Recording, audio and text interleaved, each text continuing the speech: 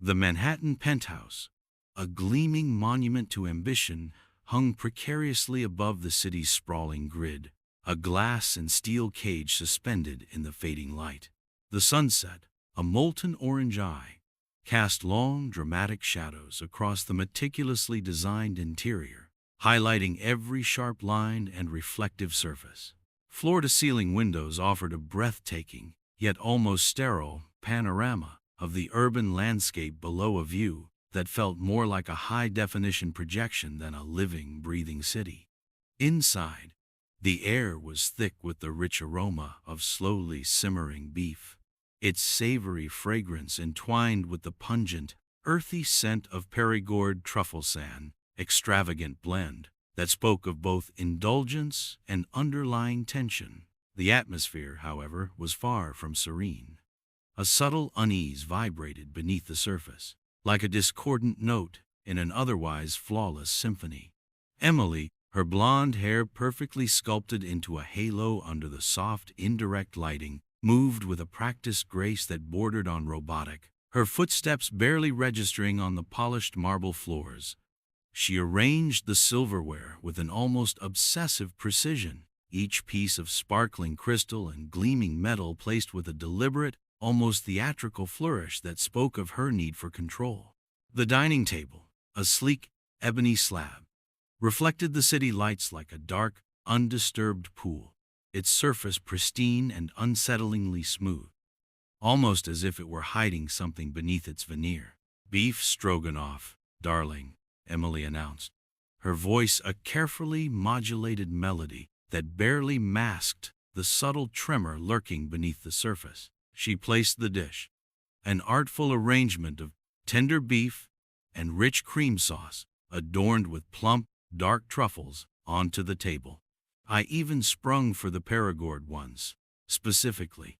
They nearly bankrupted me, you know," she added with a slight, almost rueful smile, her gaze flickering to James for a reaction. A subtle attempt to gauge his mood, she punctuated the sentence with a light, tinkling laugh that didn't quite reach her eyes, the sound almost brittle, like delicate glass about to shatter, a thin facade of amusement that barely concealed the nerves underneath.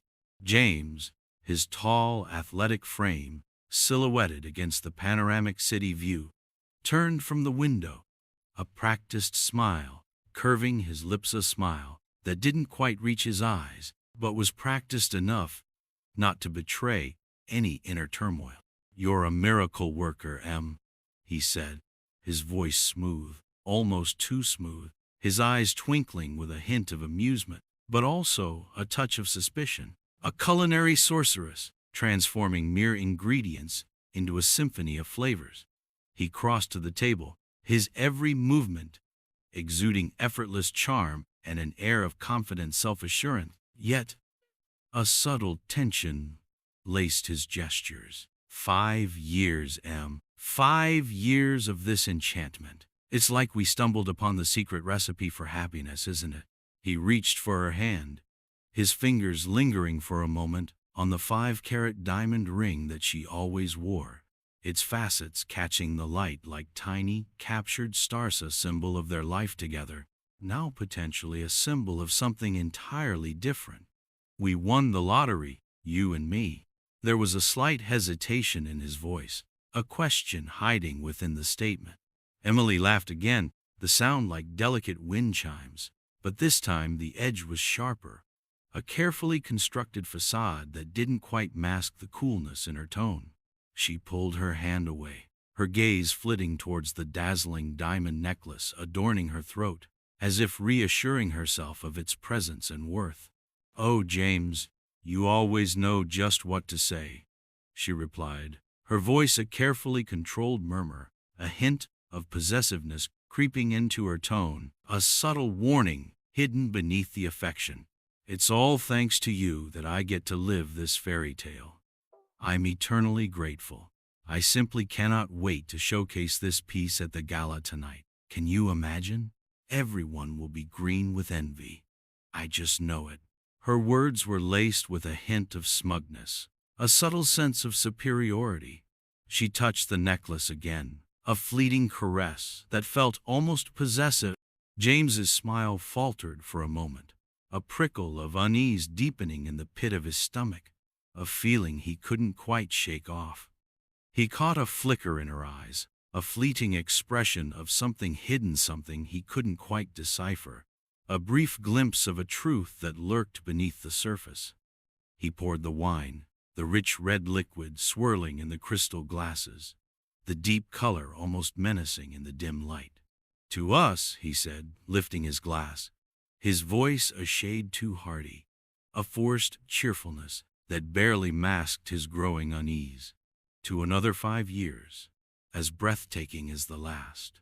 There was a forced joviality, an unnatural brightness to his tone. Their glasses clinked, the sound a sharp, brittle counterpoint to the soft classical music playing quietly in the background, a discordant note in an otherwise harmonious setting. As he met her gaze, he saw it again, a subtle tremor, a flash of hesitation that seemed to radiate from her, sending an icy shiver down his spine, like a cold draft in a warm room. He took a sip of wine, but the taste felt metallic, bitter, coating his tongue with an unpleasant aftertaste, a subtle but unsettling sensation. Something was off, dreadfully wrong, and the feeling burrowed deep, refusing to be ignored, like a persistent cough that he couldn't get rid of. Lately, Emily had been distant, her usual effervescent personality replaced by a carefully curated aloofness, a change he had tried to dismiss, but could no longer ignore. The secret calls, whispered conversations conducted in hushed tones, the unexplained absences, a growing distance that had slowly eroded the intimacy they once shared, these were all pieces of a puzzle that he was desperately trying to ignore. Yet they kept demanding his attention. He had tried to rationalize it, to attribute it to stress, the pressures of their extravagant lifestyle. But deep down, he knew that something was terribly amiss, something that couldn't be easily explained away, a dark secret lurking beneath the surface of their perfect life. He forced a smile, reaching forward to place a gentle kiss on her lips, but the contact felt cold, perfunctory, lacking the warmth and passion he once knew, her lips responding to his like a well-trained actress. He pulled away, pushing his chair back abruptly, the sound of the wood scraping across the marble floor echoing too loudly in the too silent room. The abrupt movement, a sign of his growing agitation. "I need to head back to my study for a bit," he said, his voice tighter than he had intended, the excuse thin and transparent.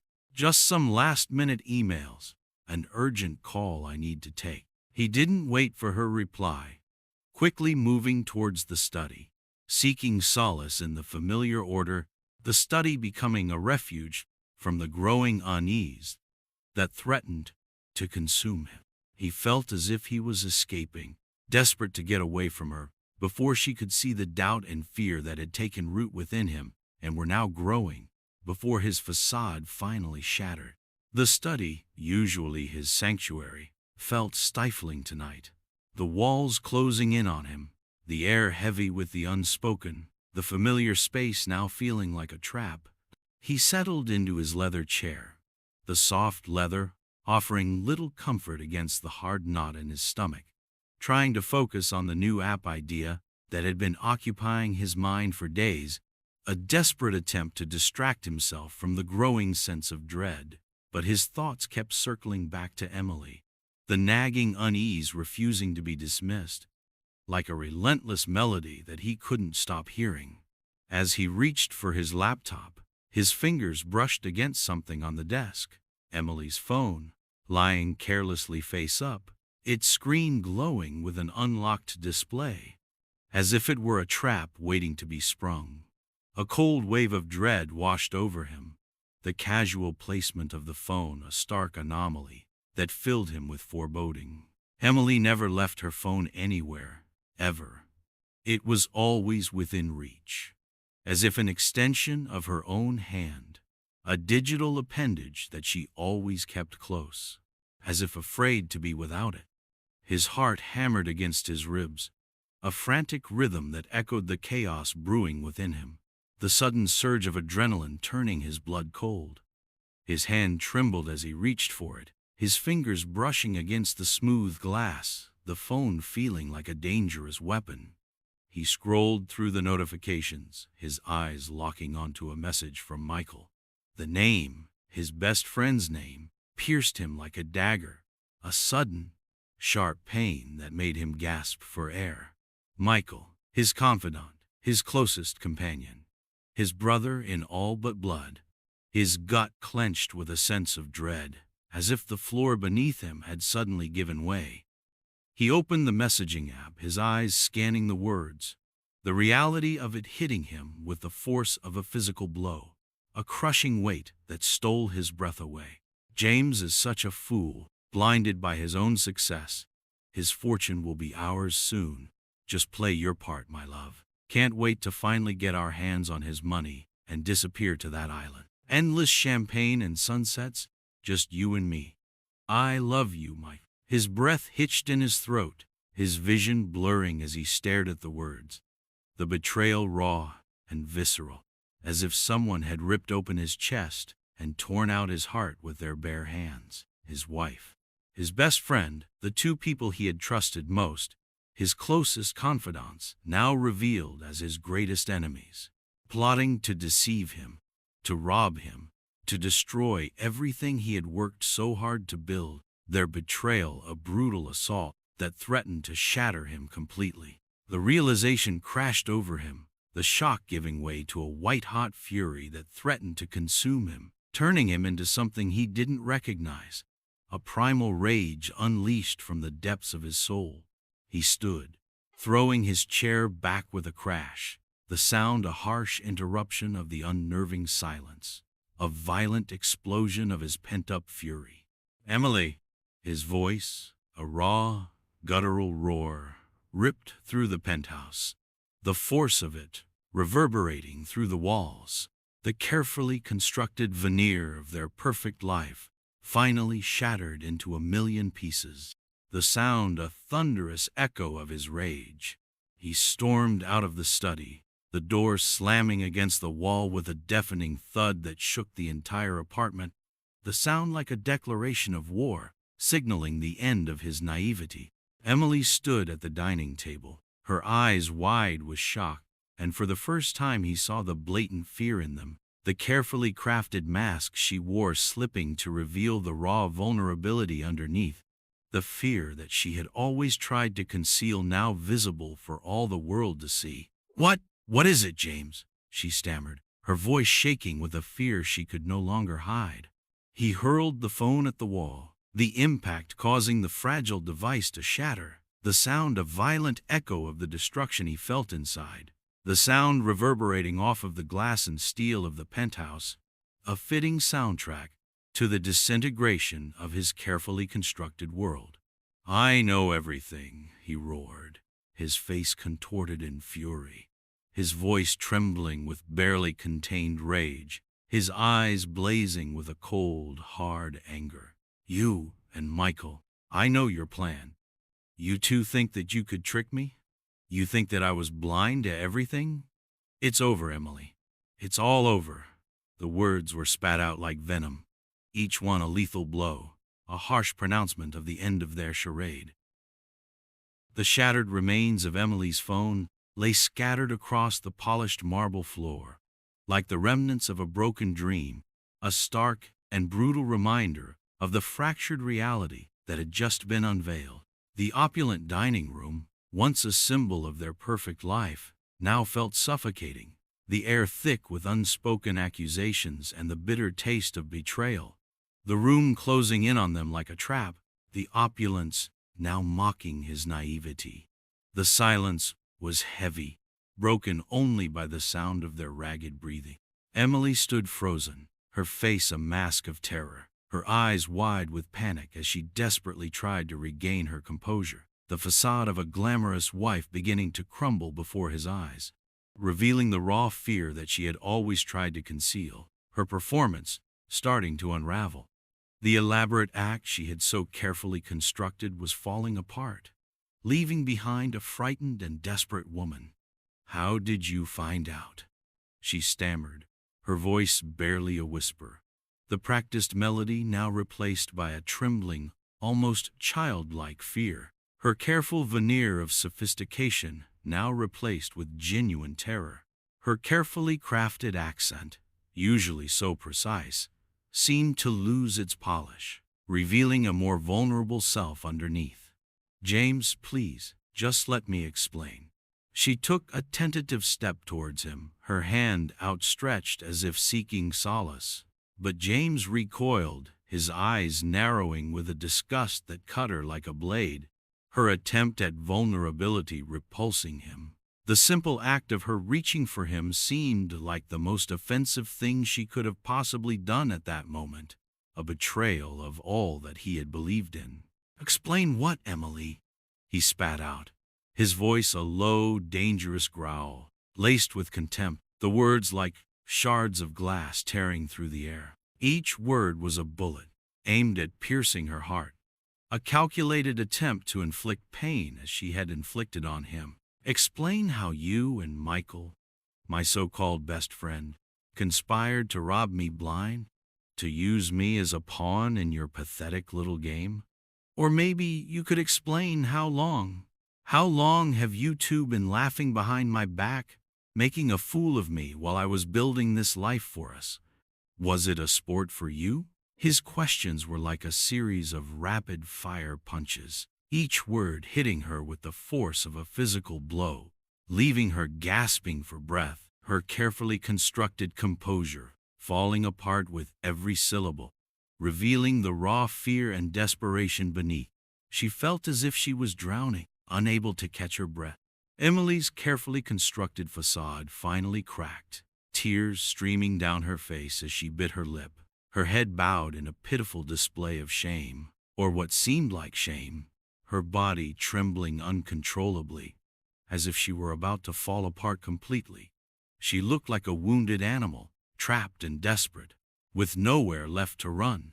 I'm so sorry, James," she sobbed, her voice barely audible, the controlled melody of her voice replaced by a broken, heart-wrenching sob, a raw and vulnerable sound that seemed to echo her inner turmoil.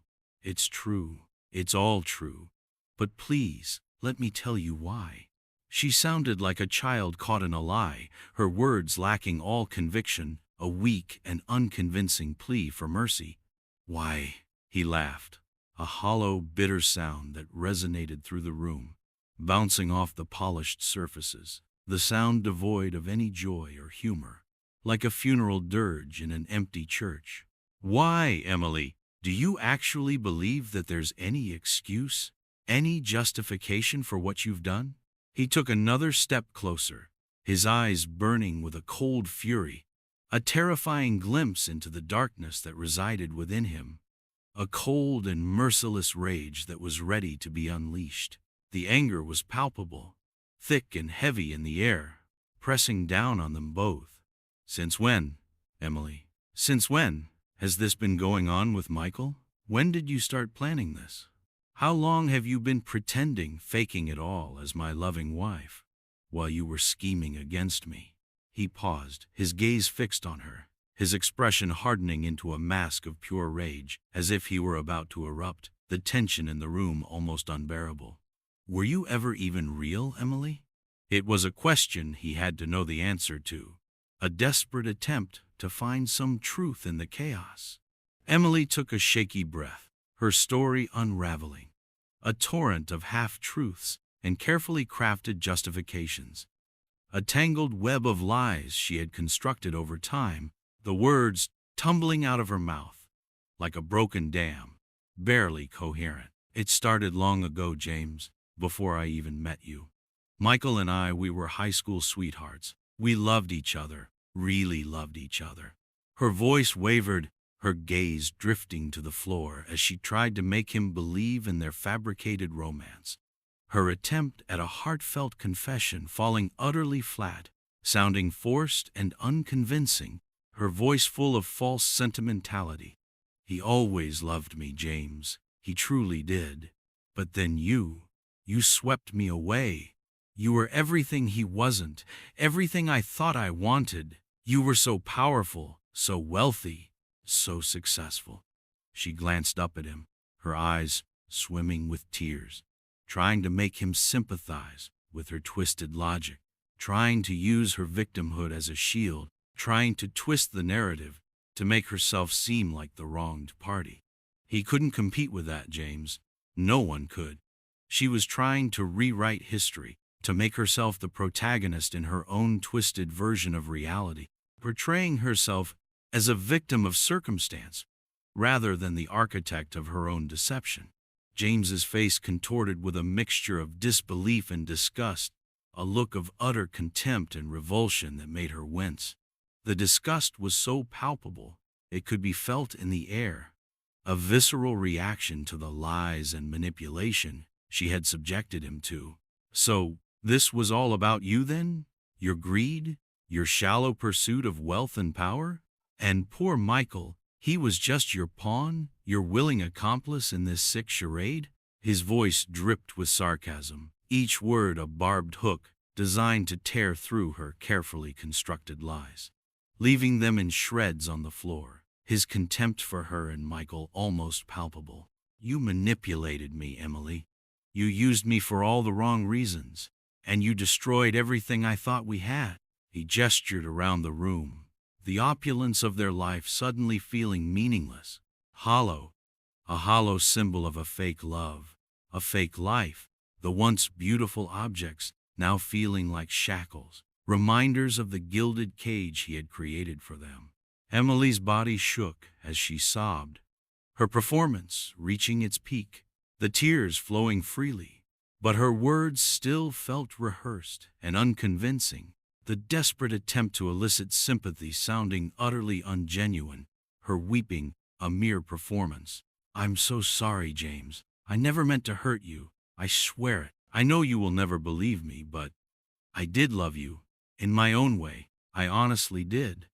But I also loved Michael, and he promised me a life you could never give me. He promised to take me to that island, James, where we would be free of all this." The island, the symbol of their betrayal, hung in the air like a bad omen, a promise that was built on lies and deceit, a vision of a paradise that was destined to never materialize. It was a vision of escape, but built on his destruction. James let out a derisive laugh, a sound that was devoid of any amusement, a cruel and harsh sound that echoed his disdain, his anger building to a crescendo. "A life I could never give you? So, what is this, what we have here? Is this not a life, Emily?" He stepped closer, his eyes blazing with anger, his body trembling with barely contained rage, the air around him charged with an untamed energy, the force of his anger almost physical. "What do you know about love, you shallow, heartless woman? What do you know about commitment, about sacrifice, about any true emotion other than greed?" The questions were a torrent of accusations that were hurled at her with brutal force, each word cutting deeper than the last, a scathing indictment of her character. Emily looked up at him, her eyes filled with tears and a desperate plea for understanding, her face a mask of manufactured vulnerability, but James was no longer buying it. "Please, James, you need to understand. I didn't mean to do any of this. I never wanted to hurt you. I was just lost, confused." Her words were hollow, completely devoid of any genuine remorse, the desperate attempt to elicit sympathy sounding utterly unconvincing, her words failing to penetrate the wall he had erected around his heart. The tears on her face felt like another performance, another deception, a transparent attempt to manipulate him further.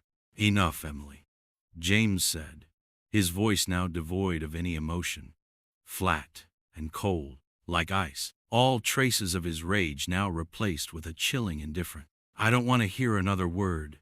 Your lies disgust me. You disgust me, both you and Michael." He turned and walked away, his footsteps echoing loudly in the sudden silence, leaving Emily crumpled on the floor, her sobs echoing in the opulent emptiness of the shattered penthouse. The emptiness a perfect reflection of the void he felt inside. The sounds of her crying falling on deaf ears. He could feel her eyes on his back, a burning need to be heard, but he refused. He wouldn't give her the satisfaction. He wouldn't let her manipulate him anymore. He had heard enough of her lies, enough of her excuses. He was done. He was completely, utterly done, and the decision was as solid and final as the marble floor beneath his feet. The city air was a cold, unforgiving balm on James's burning skin, a stark contrast to the stifling atmosphere he had just escaped, the wind whipping around him like a mocking reminder of his broken heart. The bustling streets, usually a source of energy, now felt like a cacophony of noise, a relentless onslaught on his already shattered nerve. Manhattan, the city he had once adored, now felt like a hostile landscape, the glittering lights and towering skyscrapers mocking his humiliation, the concrete jungle reflecting his inner turmoil. Emily's words echoed in his mind, each syllable a fresh wound, a painful reminder of the depth of her betrayal. I loved you in my own way, but I also loved Michael. The words were like a poisoned arrow, piercing through him again and again, each echo a fresh wave of pain. His hands clenched into fists, his knuckles white with suppressed rage, the anger a physical force threatening to overwhelm him. A wild beast struggling to break free from its cage, his body trembling with the intensity of his emotions. He felt like a wild animal trapped in a cage, his emotions raw and untamed. A storm of rage, pain, and confusion swirling within him, threatening to consume him completely. He walked aimlessly, his feet carrying him through the deserted streets, his mind a whirlwind of pain, confusion, and an overwhelming sense of injustice.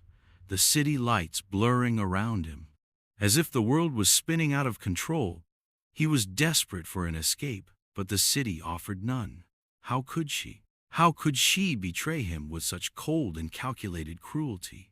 How could she use the sacred word of love to justify such a despicable act? He had given her his heart, his soul, everything he had, and this was how she repaid him, with a cold, calculated betrayal that cut him to the core, leaving him shattered and broken. He stopped abruptly, leaning against a cold brick wall, his chest heaving, his body trembling with barely contained emotion, like a man who had just run a marathon, completely exhausted and drained. The city's cacophony faded into a dull roar, replaced by the deafening silence of his own despair, the sounds of traffic replaced by the echoes of Emily's lies, a haunting reminder of his betrayal. He closed his eyes, trying to shut out the pain, but the memories kept flooding back. Emily's laughter, her touch, the stolen moments they had shared, all now tainted by the bitter taste of betrayal. Each memory a cruel reminder of the love he had lost, and the trust he had given away so freely, now a source of bitter pain.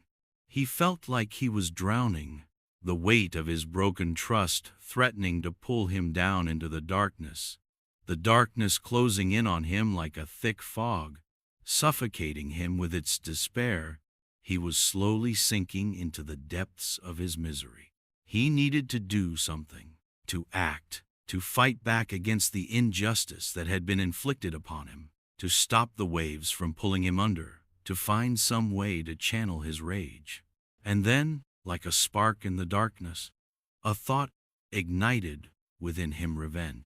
A cold, calculating, and utterly merciless act of retribution, a dark and twisted desire that was born out of his pain, a cold flame that began to burn in his heart. He would make them pay. Emily and Michael would experience the same torment, the same despair, the same gut-wrenching pain that he was experiencing now. He would dismantle their world, piece by piece, until nothing remained but ashes, until they understood the true consequences of their betrayal, He wanted them to feel the same agony and emptiness that he was currently enduring.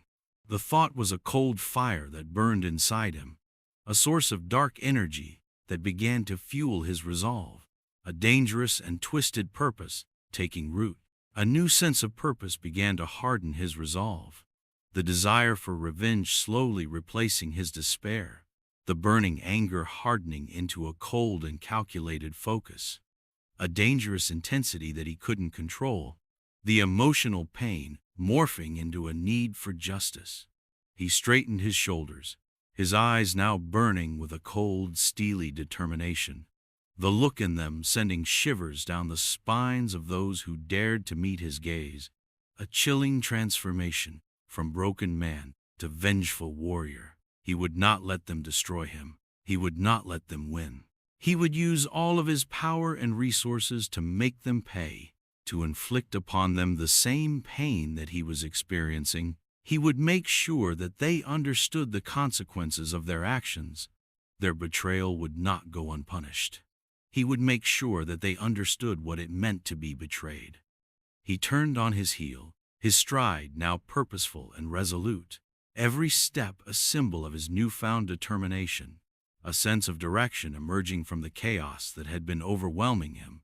He had a destination, and a plan beginning to formulate in his mind, a dark and twisted plan that was fueled by his pain, a strategy for retribution that was forming in the depths of his mind. He walked with a newfound confidence, the pain transforming into a burning desire for retribution, and a steely glint in his eyes, a predator on the hunt. He had been a fool, a naive and trusting fool, but he would not be a victim. He would be their nightmare, his transformation complete. He arrived at the office building of Vance Stern, the most formidable law firm in the city, and walked through the revolving doors, his presence radiating a chilling aura that seemed to fill the entire lobby, his arrival marking a shift in the balance of power. He felt an unfamiliar sense of calm as he reached the reception area, the anger slowly transforming into a cold, calculated resolve, the storm inside him turning into a controlled fury, like a soldier preparing for battle. He was here to fight. He was ready to wage a war, and the world better be ready for it, his presence commanding attention. He was no longer just a victim. He was now a force to be reckoned with, and his enemies would soon learn what it meant to cross him. His determination etched onto his face. He announced himself and was immediately escorted to Eleanor Vance's office, the managing partner, a woman with a reputation as sharp as her legal mind and as cold as the winter wind, her reputation preceding her, her presence commanding respect and fear in equal measure. He stepped into her office and was met with the unnerving calmness in her gaze, her eyes like sharp, calculating steel that seemed to pierce through him. As if she could see, he knew he had come to the right place, to the right person. This was not just a lawyer, this was a weapon. He sat down and began to lay bare his story, the raw wounds of his betrayal still bleeding, like a soldier laying out his wounds to the medic, each word carrying the weight of his pain. Eleanor listened without interruption, her gaze unwavering, her expression revealing nothing of what she was thinking, her face a mask of inscrutable calm, revealing none of the thoughts that raced behind her eyes, her stillness unnerving. She was like a stone statue, still, calm, but her eyes held a calculating intelligence that made him feel like she could see all of his pain and rage, that she was reading him like an open book, seeing his deepest wounds and desires. "I understand you are the victim of a carefully planned marriage fraud," Eleanor said, her voice calm and detached, devoid of any emotion, her words as precise and sharp as a surgeon's knife, each one calculated for maximum impact. "A conspiracy orchestrated by your wife and your so-called best friend. This wasn't just a case of infidelity. This was a calculated attempt to rob you of your money and your life, a premeditated act of betrayal that went far beyond a simple affair. And you want them to suffer." She finished the statement, her eyes locking with his, her gaze unwavering, a direct challenge that he was not afraid to meet, a test of his resolve and determination. "Yes," James replied, his voice steady, a hint of steel creeping into it, the anger now controlled and focused, a weapon ready to be unleashed, his determination unwavering. "I want them to pay. I want to take everything from them, just as they tried to take everything from me." He was no longer asking, he was demanding, his words imbued with a sense of purpose and finality. Eleanor leaned back in her chair, her gaze unwavering, her eyes never faltering, as if she could see into the depths of his soul, his rage, and his determination. She was sizing him up, calculating the depth of his resolve. Proving marriage fraud can be challenging, but not impossible. You have compelling evidence of adultery, and that's a strong starting point. We will initiate divorce proceedings immediately, along with a lawsuit for damages. We will also explore the possibility of disbarring your friend, considering his unethical conduct, though that requires a thorough investigation, which will take some time. Her words were not a promise. They were a statement of fact, a carefully laid out plan of action. She emphasized the complexities of disbarment to temper his expectations. "Do whatever it takes," James stated, his voice firm, the anger in his voice now turning into a cold, hard resolve. The words, spoken with the certainty of a man who knew exactly what he wanted and what he was willing to do to get it. "I want them to feel the same pain I've felt. I want them to suffer." The words were no longer a cry of pain. They were a declaration of war, a promise of retribution. Eleanor nodded, her gaze unwavering, her expression unchanged, her eyes cold and calculating, her silence a promise of the pain that she would inflict on his behalf.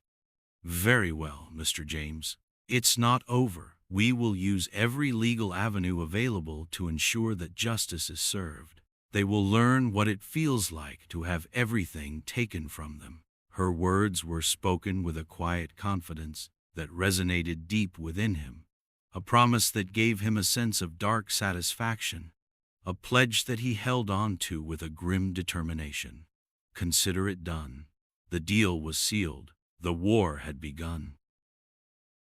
The courtroom, a sterile arena of legal maneuvering and dramatic pronouncements, was where the battle for James's life truly began, a modern-day Colosseum, where he was forced to fight for his survival and reclaim his life, his fate hanging precariously in the balance.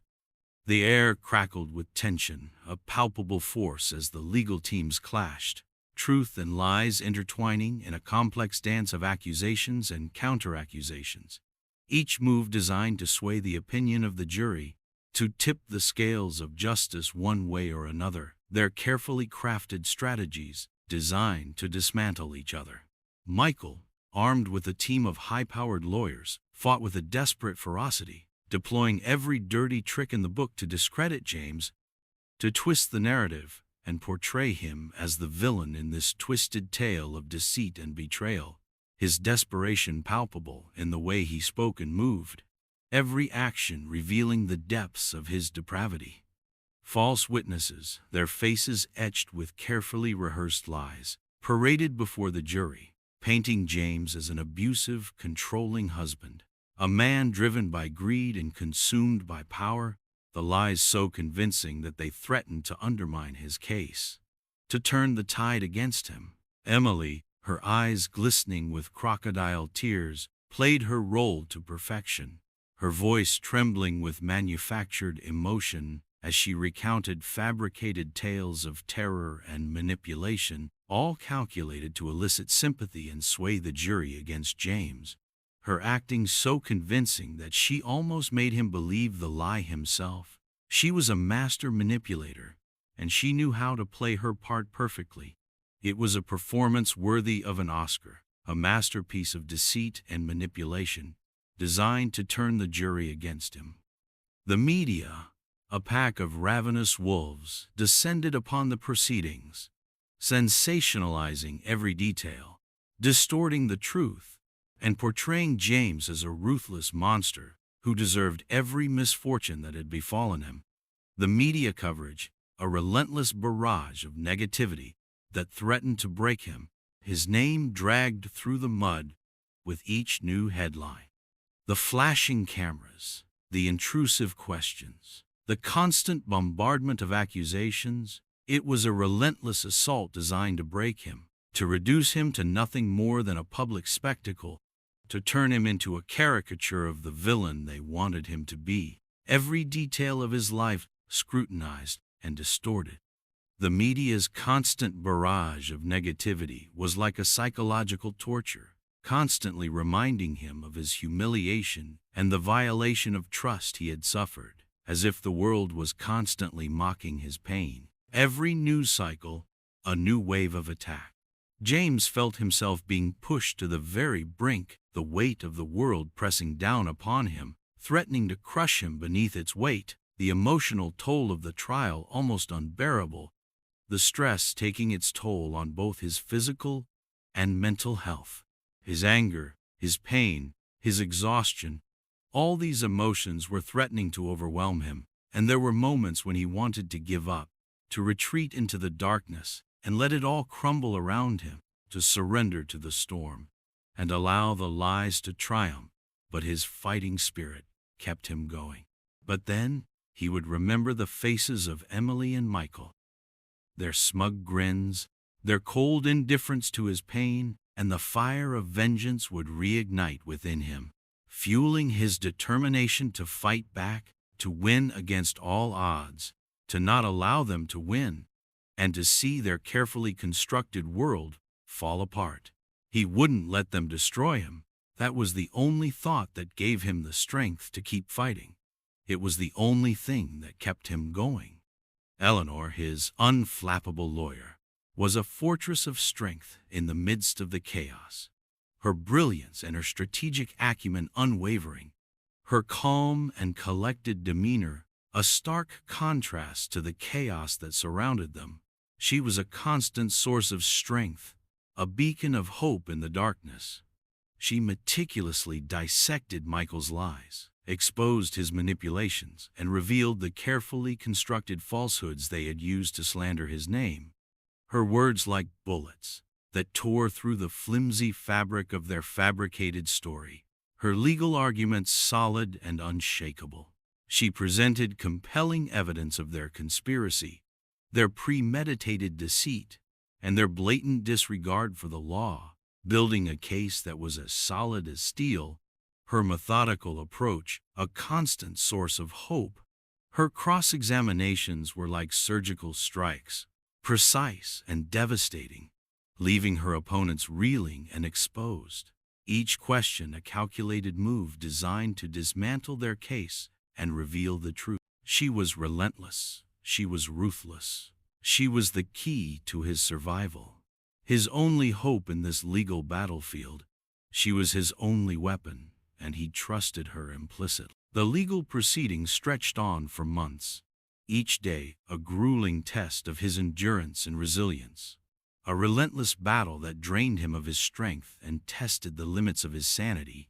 The emotional and mental toll of the process almost unbearable. The courtroom became a battleground, a place of intense conflict and constant tension, where his fate was being decided by strangers, a place where the weight of his life hung precariously in the balance, every moment a test of his willpower. James sat at the plaintiff's table, his hands clenched tight, his eyes fixed on the proceedings, trying to remain composed, to project an aura of confidence, even as his heart hammered against his ribs and a storm raged within his soul. His calm exterior a mask that concealed the turmoil he was experiencing. He knew that he had to appear strong. He tried to read the faces of the jury, but they were unreadable, inscrutable, giving no indication of their sympathies, their expressions as blank as a stone wall, their minds a closed book. He felt like he was walking on a tightrope. One wrong step, and he would fall into the abyss. The weight of his future precariously balanced on their decision, his fate out of his hands. There were moments when he felt like giving up, moments when he felt utterly hopeless, moments when the weight of the accusations, the constant scrutiny, and the utter betrayal were almost too much to bear, moments when he felt like he was drowning in a sea of despair, the pressure almost crushing him under its weight. But then he would look across the courtroom at Eleanor, her gaze unwavering, her confidence a source of strength, and he would find the will to carry on, to face another day of this torturous ordeal, her unwavering belief in his cause a lifeline in the storm, her strength and confidence bolstering his determination to fight back. It was her strength that kept him from falling completely. He knew he had to be strong, that he had to fight for himself. He knew he had to be strong, that he had to fight for himself, not only for his own sake but for the sake of his own dignity, for the sake of the truth, to not let them win, and to ensure that he would not be defined by their betrayal. He had been a victim, but he would not be defeated. He would use every last resource at his disposal to expose their lies, to reveal their true intentions, and to bring them to justice. He would fight until his last breath. He would make them pay for what they had done to him. One day, Eleanor decided to put James on the stand, despite his initial reservations, her confidence in him outweighing his doubt. She knew that it was crucial for him to share his side of the story. She knew he needed to tell his story, to show the jury the human face behind the media headlines, to let them see the pain and anger that he had been forced to endure, to allow them to empathize with the man who had been wronged.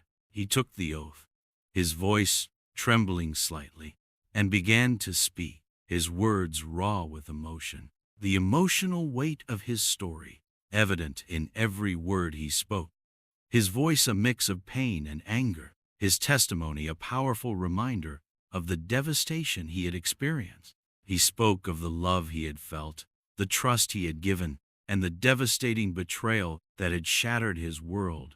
The pain in his voice so palpable that it resonated throughout the courtroom, every listener captivated by his sincerity.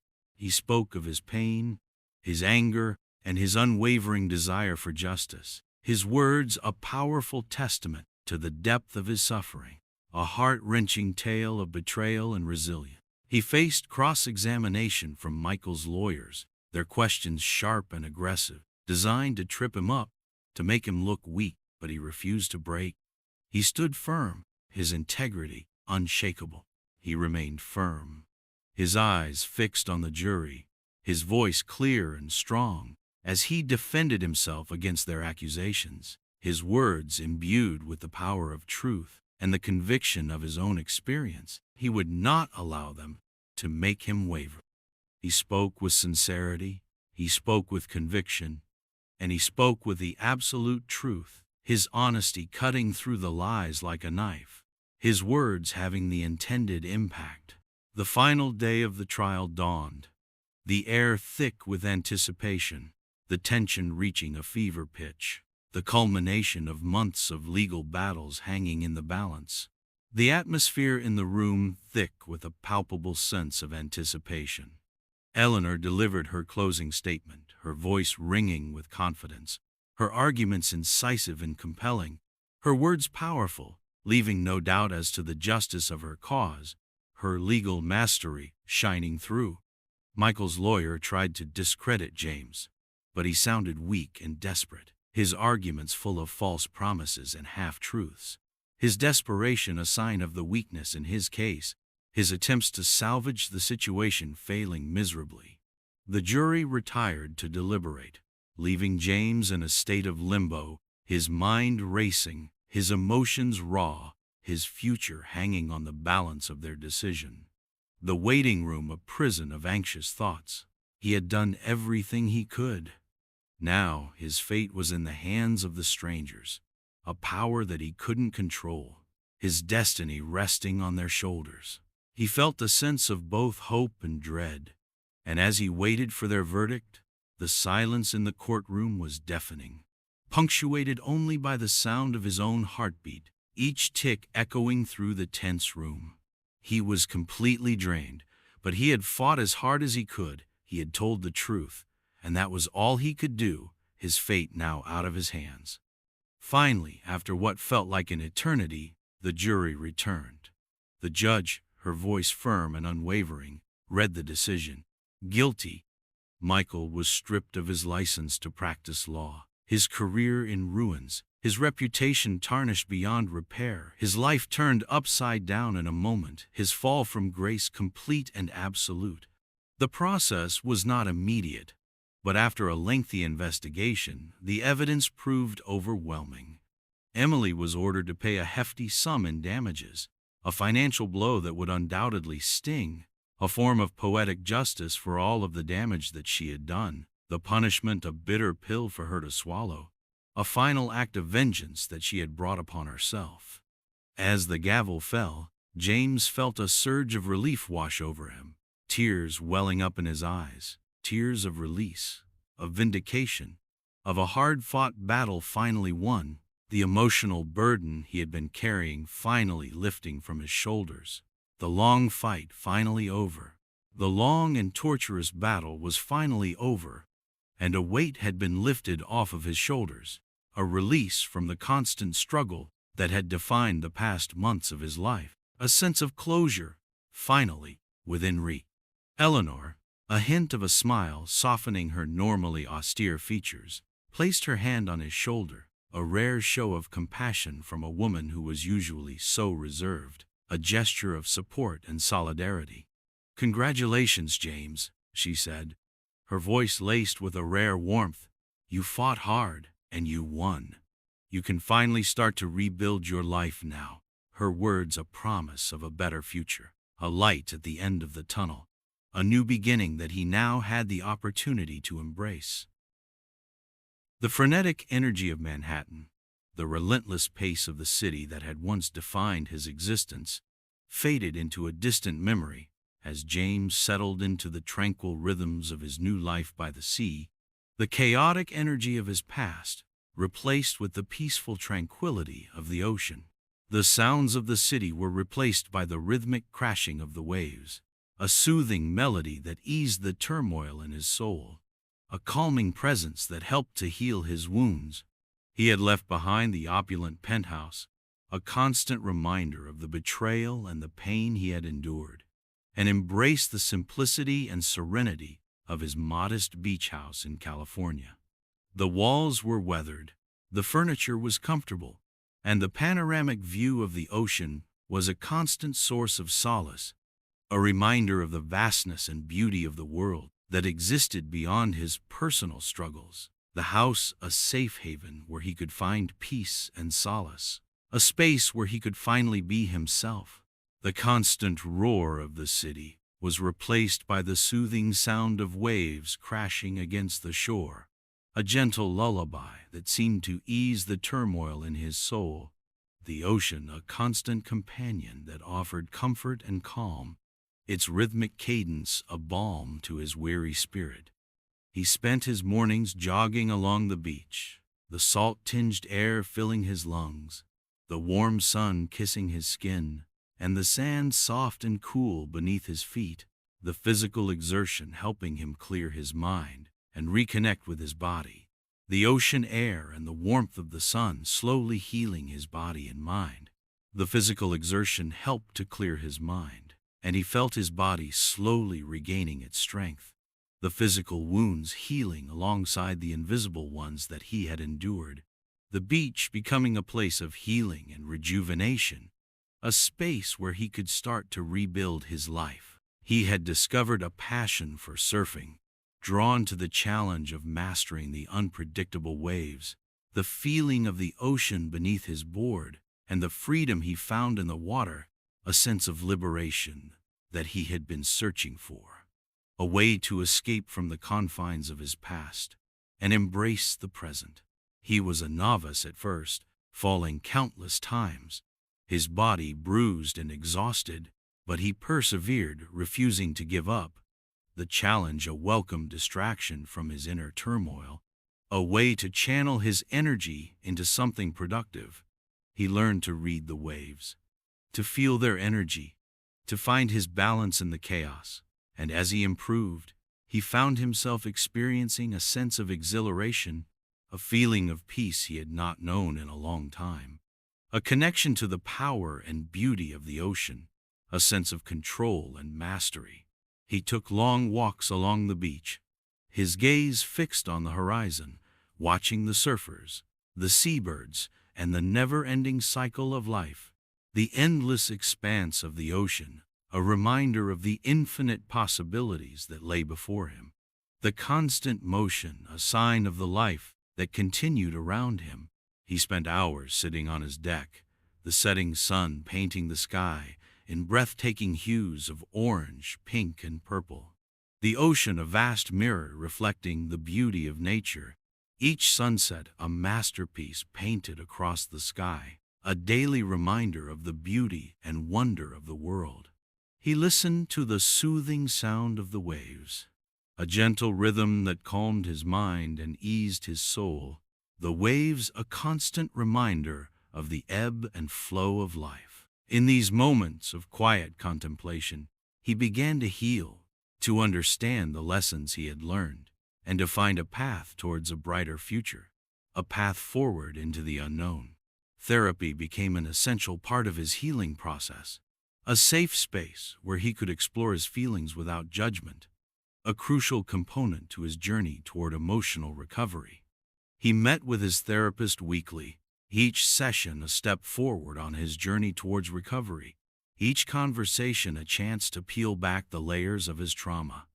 He faced his demons, confronted his pain, and began to understand the complex web of emotions that had consumed him for so long, a painful process that allowed him to move on from the past.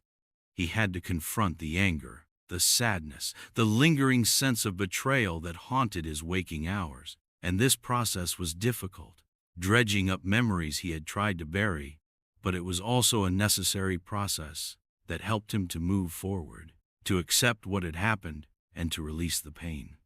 He learned to forgive himself, to understand that he had not been a fool, that he had been a victim of a carefully constructed scheme, a realization that helped him to let go of the self-blame that he had been carrying. He slowly came to understand that holding on to the past would only prolong his pain, that he had to let go of the anger and resentment that had poisoned him in order to make space for peace, to move forward and build a new life that was not defined by his past. He had to let go to move on. That was the truth of it. He connected with others, locals who shared his passion for the ocean, building a community of like-minded individuals that gave him a sense of belonging. They accepted him without judgment, their genuine warmth and kindness a balm to his wounded spirit, their presence a source of comfort and support, a reminder that he was not alone.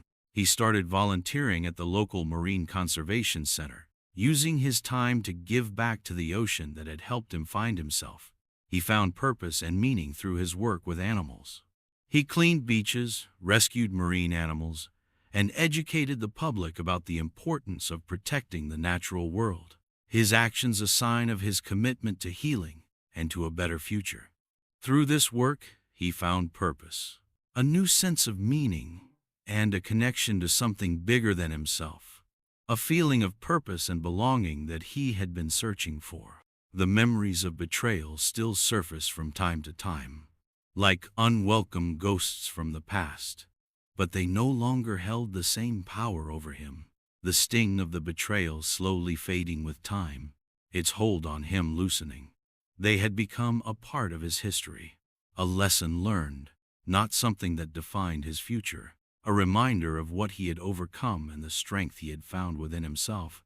He realized that his past did not define him, that he had the power to create a future filled with hope, healing, and love, a future that was his to define and his to control.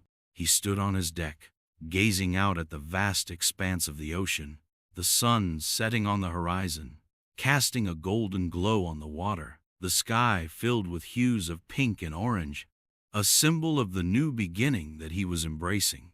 He took a deep breath, filling his lungs with the salty air, and closed his eyes. He felt a sense of peace, a sense of acceptance, and a newfound gratitude for the simple things in life. A sense of calm that he had not felt in a long time. A feeling of gratitude for his resilience and for the life that he now had. He had been through the darkness, but he had emerged into the light, stronger, wiser, and ready to embrace all that life had to offer, his journey now leading him towards a bright future. Like the endless possibilities of the ocean, his future was boundless, and he was ready to embrace it, one wave at a time, with courage and with grace. He was no longer a victim of his past. He was a survivor, and the journey ahead was his to create, and he was determined to make it a great one.